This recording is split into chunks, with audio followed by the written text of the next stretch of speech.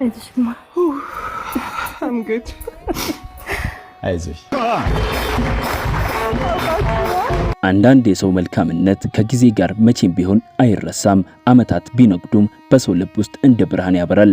በሰይፉ በኢቢኤስ ፕሮግራም ላይ የተመለከትነው የብሩክታይት ሽመልስና የወይዘሮ አዜብ ገብረ መስቀል መገናኘት የዚህ እውነት ሕያው ማሳያ ነው። ታሪኩ የጀመረው ከ12 ዓመታት በፊት ነው። በወቅቱ የ15 ዓመት ታዳጊ የነበረችው ብሩክታይት ከሐዋሳ ተነስታ ወደ አዲስ አበባ ስትመጣ ከፍተኛ ጭንቀትና ፍርሃት ውስጥ ወድቃ ነበር።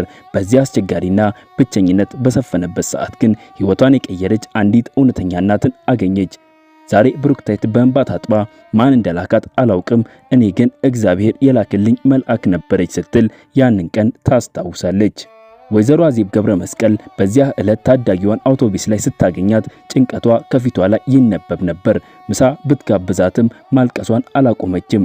ወይዘሮ አዜብ ግን ነገሩን በእርጋታ ተረድታ ወደ ቤቷ ወሰደቻት።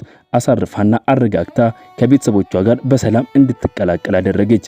ይህ ልዩ ጀግንነት ሳይሆን የእውነተኛ ኢትዮጵያዊነት ባህል ነው። እኔም ልጅ ያለችኝ እናት ነኝ ትላለች ወይዘሮ አዜብ። ከ12 ዓመታት በኋላ የተደረገ ይህ መገናኘት የተመልካችን ልብ ነክቷል። በአስቸጋሪ ወቅት የተዘራ የደግነት ዘር ከዓመታት በኋላ በምስጋና በክብርና በፍቅር ፍሬ አፍርቷል። ወይዘሮ አዜብ እንዳለችው ለሰው ብትኖር ምንም አትጎዳም፣ በምድርም በሰማይም ዋጋውን ታገኛለህ። ይህ ታሪክ ለኛ ምን ያስተምረናል?